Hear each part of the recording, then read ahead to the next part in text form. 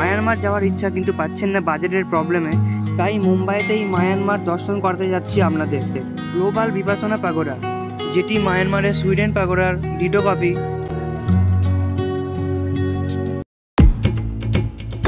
Hello বন্ধুরা, welcome back to my another blog. মুম্বাইয়ের এই গ্লোবাল বিপাশনা পাগোড়ায় যাওয়ার জন্য প্রথম মুম্বাই দাদর স্টেশন থেকে আপনাকে বোরোবলি স্টেশনে নামতে হবে। দাদর স্টেশনের 1 নম্বর প্ল্যাটফর্ম থেকে বোরোবলি লোকাল ট্রেনে করে আপনাকে বোরোবলি স্টেশনে গিয়ে নামতে হবে। তারপর অটো করে 15 মিনিট গোড়াই খাড়ি পর্যন্ত আপনাকে যেতে হবে।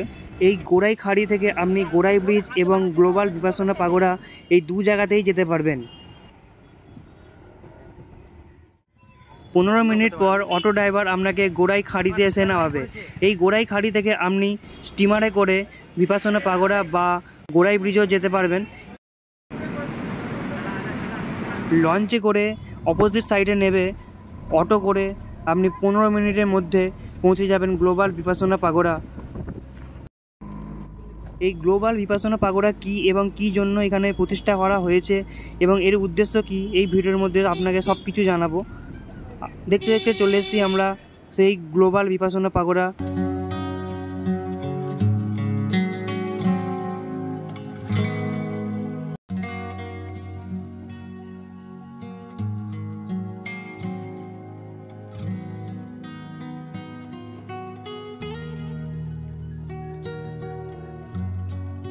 গ্লোবাল বিপাশনা পাগোড়া সারা বিশ্বে এটি প্যারালাইস ডোম নামে পরিচিত। এখানে 8000 মানুষ একসঙ্গে মেডিটেশন করতে পারেন একটি ডোমের মধ্যে। এই মেডিটেশন কোর্স 10 দিনের জন্য থাকে, সেটিও আবার ফ্রিতে। আর এটিতে এন্ট্রি করার জন্য কোনো এন্ট্রি ফি লাগে না। এটির দুই পাশে অবস্থান করছে একটি বেল টাওয়ার আর অপরটি গং টাওয়ার। প্রথম আমরা চলে যাব বেল টাওয়ারে।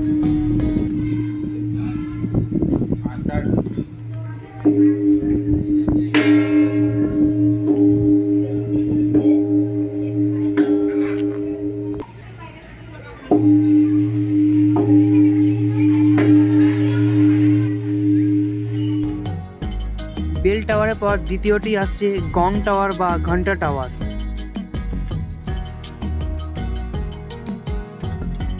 নিচে সবকিছু নিদর্শন দেখার পর আমরা চলে যাব ওপরে মেন ফটকের সামনে। অসাধারণ ডিজাইনের সঙ্গে সুগঠিতভাবে এটি প্রতিষ্ঠা করা হয়েছে, যেন দেখে মনে হচ্ছে কোনো চায়নায় মন্দিরে চলে এসেছি। চায়নার মন্দিরের যেরকম সুন্দর নিদর্শন, সুন্দর কারুকার্যের সঙ্গে সুগঠিত হয়ে থাকে, সেরকমভাবেই এখানে সুগঠিতভাবে করা হয়েছে এই ডোমটিকে। এখানে কিছু সংস্কৃত শ্লোক পরস্পর লেখা রয়েছে লাইন বাই লাইন, যেগুলি পড়ে আমরা যদি মেনে চলি তাহলে আমাদের জীবন অনায়াসে পাল্টে যেতে পারে।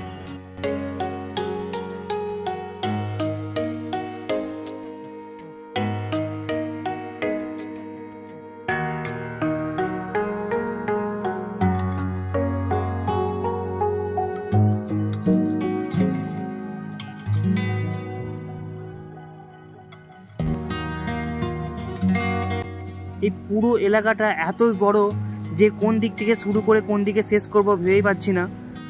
ঘুরতে ঘুরতে তৃতীয় নিদর্শনের সামনে আমরা চলে এলাম। এটি হুইল অফ ধামা, যেটির উদ্দেশ্য একাগ্রতা, মনোযোগী এবং শান্তি।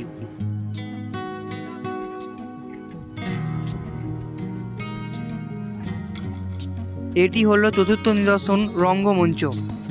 এর নিচে বসে গ্লোবাল বিপাশনা পাগোড়াকে আপনি উপলব্ধি করতে পারবেন।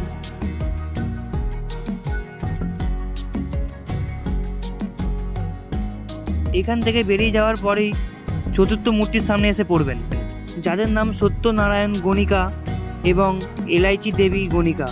এনারাই বুদ্ধদেবের এই প্রথাকে এগিয়ে নিয়ে এসেছেন।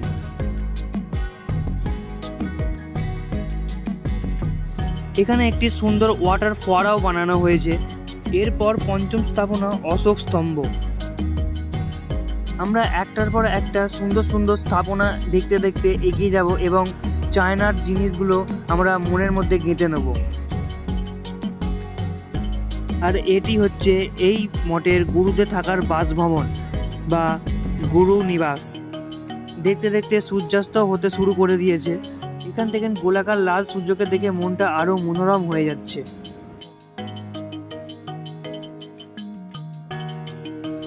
গ্লোবাল ভিপাসনা পাগোড়া ইন্ডিয়ার 1 নম্বর মেডিটেশন সংস্থা, যেটি সম্পূর্ণ প্রকৃতির উপর নির্ভর করে এই কাজ করে যাচ্ছেন এবং হাজার হাজার মানুষের মনোবল বাড়িয়ে তুলছেন।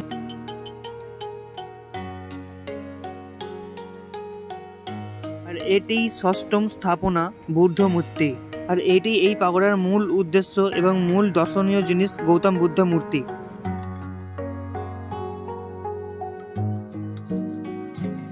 এটি সকাল 11টা থেকে সন্ধ্যা 7টা পর্যন্ত ওপেন থাকে এবং সব দিনই এটি ওপেন পাওয়া যায়।